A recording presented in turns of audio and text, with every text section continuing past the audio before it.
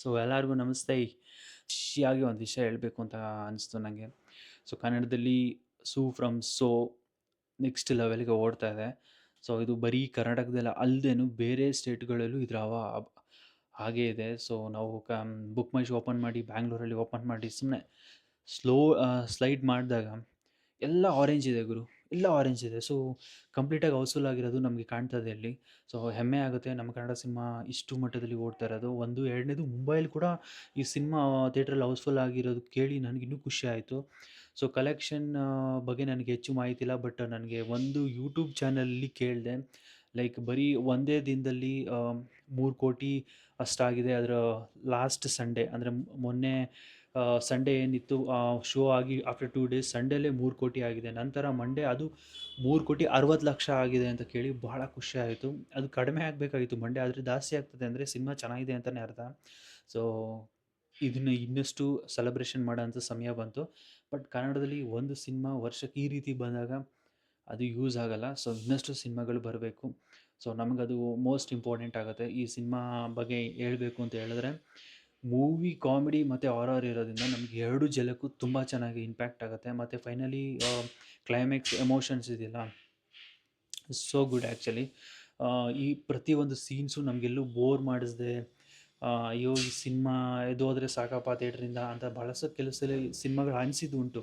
But ಇದು ಹಾಗಿಲ್ಲ. So ಇನ್ನು ಮುಗಿದೋಯ್ತು ಸಿನಿಮಾ, ಆಗೋಯ್ತು ಸಿನಿಮಾ ಅನ್ನೋ ಲೆವೆಲ್ಗೆ ನಮ್ಮನ್ನ ತೊಗೊಂಡು ಬರುತ್ತೆ. ಬಟ್ ಖುಷಿ ಆಯಿತು ಒಬ್ಬ ಡೈರೆಕ್ಟ್ರು ಹೇಗೆ ಇದನ್ನು ಕ್ಯಾರಿ ಮಾಡಬೇಕಾಗಿತ್ತು, ಸೊ ಅಷ್ಟೇ ಚೆನ್ನಾಗಿ ಕ್ಯಾರಿ ಮಾಡಿದ್ದಾರೆ. ಇದರ ಕಂಪ್ಲೀಟ್ ಸಪೋರ್ಟ್ ಆಗಿರ್ಬೋದು, ಅದು ರಾಜ್ ಬಿ ಶೆಟ್ಟಿ ಅಂತ ಹೇಳ್ಬೋದು.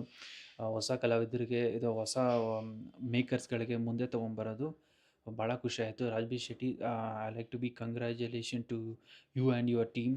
So we are so happy to say this. And ಇನ್ನಷ್ಟು ಪ್ರಮೋಷನ್ ಆಗಬೇಕು ಸಿನಿಮಾಗೆ. ಸಿನಿಮಾ ಹೌಸ್ಫುಲ್ ಆಗ್ತದೆ ಅಂತ ಹೇಳ್ದಂಗೆ ಇಲ್ಲ, ದಯವಿಟ್ಟು ನೆಗ್ಲೆಕ್ಟ್ ಮಾಡಿಬಿಡಿ. ಈ ಸಿನಿಮಾ ಟೀಮ್ಗೆ ಅದನ್ನೇ ಹೇಳೋದು, ಹೆಚ್ಚೆಚ್ಚು ನೀವು ಪ್ರಮೋಷನ್ ಮಾಡೋದ್ರಿಂದ ಇನ್ನಷ್ಟು ಅವಳಿ ದಾಸ್ತಿ ಆಗಬೇಕು. ಸೊ ಸಿನಿಮಾ ಥಿಯೇಟ್ರ್ಗಳಲ್ಲಿ ಇನ್ನಷ್ಟು ಬಿಟ್ಕೊಡ್ತಾ ಇರಬೇಕು. ಬೇರೆ ಸಿನಿಮಾಗಳದ್ದೆಲ್ಲ ಸೊ ಥಿಯೇಟ್ರಲ್ಲಿ ಆಕ್ಯುಪೈ ಮಾಡಿದೆ, ಇದು ಆಲ್ರೆಡಿ ಆಕ್ಯುಪೈ ಮಾಡಿದೆ. ಸೊ ಕಡಿಮೆ ಆಗಬೇಕಾಗಿ ಥಿಯೇಟ್ರೆಲ್ಲ ಜಾಸ್ತಿ ಆಗುತ್ತೆ. ಇನ್ನೇನು ಈ ಸಾಟರ್ಡೆ ಸಂಡೇನೂ ಅವ್ರು ಕಡಿಮೆ ಮಾಡಲ್ಲ.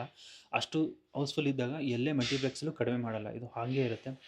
ಸಿನಿಮಾನ ಒಂದ್ಸಲ ಅಲ್ಲ 2 ಬಾರಿ ನೋಡಿದ್ರೂ ಬೋರ್ ಆಗಲ್ಲ ಮೂವಿ. ಸೊ ತುಂಬ ಕಡಿಮೆ ಸಿನಿಮಾಗಳು ಮಾತ್ರ ಒಂದ್ಸಲ ನೋಡಿದ ತಕ್ಷಣ ಓಕೆ ಫೈನ್ ಅನ್ಸೋದಿಲ್ಲ. ಸೊ ಇನ್ನೂ ಒಮ್ಮೆ ನೋಡಬೇಕು ಅಂತ ಅನಿಸಿದ್ದು ಈ ಸಿನಿಮಾನ. ಎಷ್ಟೋ ತಿಂಗಳ ನಂತರ ಈ ಸಿನಿಮಾ ಈ ರೀತಿ ಅನಿಸಿತು. ಸೊ ನಿಮ್ಗೆ ಅನ್ಸ್ಬೋದು ಈ ವರ್ಷ ಯಾವುದು ಸಿನಿಮಾ ಬಂದೇ ಇಲ್ವಾ, ಚೆನ್ನಾಗೇ ಇರಲಿಲ್ವಾ ಅಂತ.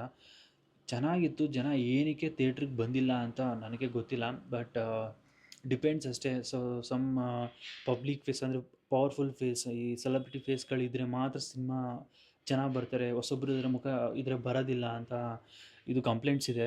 ಬಟ್ ಆದರೆ ನನಗೆ ಗೊತ್ತಿಲ್ಲ ಏನಕ್ಕೆ ಜನ ಹೊಸೊಬ್ರದ್ದು ಹೊಸ ಕಂಟೆಂಟ್ನ ಹೆಚ್ಚು ಎಂಕರೇಜ್ ಮಾಡೋ ಕಂಟೆಂಟ್ ಸಿನಿಮಾ ಬೇಕು ಅಂತಾರೆ. ಬಟ್ ಕನ್ನಡ ಕಂಟೆಂಟ್ ಇದ್ದರೆ ಥಿಯೇಟ್ರಿಗೆ ಬರೋದಿಲ್ಲ.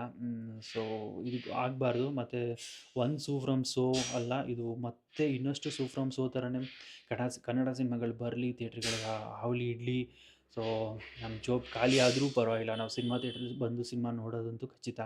ಸೊ ದಯವಿಟ್ಟು ಕನ್ನಡ ಸಿನಿಮಾಗಳನ್ನ ಥಿಯೇಟ್ರ್ಗಳಲ್ಲೇ ಬಂದು ನೋಡಿ, ಹಾರೈಸಿ ಅದನ್ನು ಇನ್ನಷ್ಟು ನೀವು ಸ್ಟೇಟಸ್ ಸ್ಟೋರಿಗಳೆಲ್ಲ ಹಾಕ್ತಿರಲ್ಲ, ಅದನ್ನು ಅಪ್ಲೋಡ್ ಮಾಡಿ ಇನ್ನಷ್ಟು ಜನಕ್ಕೆ ತಲುಪಲಿ. ಇದು ಮೂವಿ ಚೆನ್ನಾಗಿದ್ದರೆ ಜನ ಎಲ್ಲಿದ್ದರೂ ಹುಡ್ಕೊಂಡು ಬರ್ತಾರೆ ಅನ್ನೋದು ಮತ್ತೊಮ್ಮೆ ಪ್ರೂವ್ ಆಗಿದ್ದು ಈ ಸೂ ಫ್ರಮ್ ಸೋ ಇಂದ. So anything, so all the best to the whole team ಅಂತ ಹೇಳಲಿಕ್ಕೆ ಇಷ್ಟಪಡ್ತೀನಿ.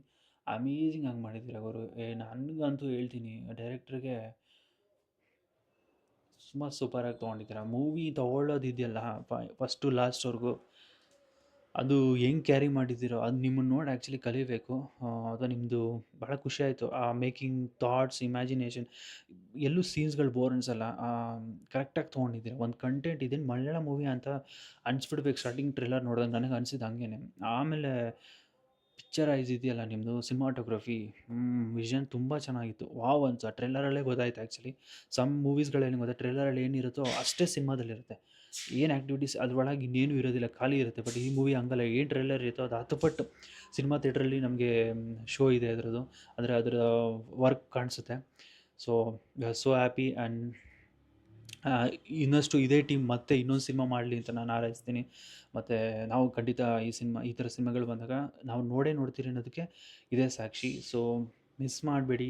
ಎಲ್ಲರೂ ಯಾರ್ಯಾರೆಲ್ಲ ನೋಡಿಲ್ಲ, ಸೊ ಸ್ವಲ್ಪ ರಿಲ್ಯಾಕ್ಸ್ ಬೇಕು ಅಂದಾಗ ಆರಾಮ್ಸೆ ಹೋಗಿ Saturday, Sunday, any day, any time. ಈ ಮೂವಿ ಅಂತೂ ಸದ್ಯಕ್ಕಂತೂ ಥಿಯೇಟ್ರಿಂದ ತೆಗಿಯಲ್ಲ. ತೆಗಿಲೂಬಾರ್ದು ಈ ಒಳ್ಳೆ ಸಿನಿಮಾಗಳನ್ನ. ಥಿಯೇಟ್ರ್ಗಳು ಜಾಸ್ತಿ ಆಯಿತು ಮತ್ತು ಕಲೆಕ್ಷನ್ ಕೂಡ ಕೇಳ್ಪಟ್ಟೆ ನಾನು. ಲೈಕ್ ಈ 7 ಕ್ರೋರ್ಸ್ 8 ಕ್ರೋರ್ಸ್ ಆಗಿದೆ ಅಂತ. ನನಗೆ ಗೊತ್ತಿಲ್ಲ, ಬಟ್ ಎಷ್ಟು ಸುಳ್ಳು ಎಷ್ಟು ನಿಜ ಅಂತ. ಬಟ್ ಆದರೆ ಭಾಳ ಖುಷಿನೇ. ಇನ್ನೂ ಆಗಬೇಕು, ಇನ್ನಷ್ಟು ಆಗಬೇಕು ಅಂತ ನಾನು ಕೇಳ್ಕೊತೀನಿ.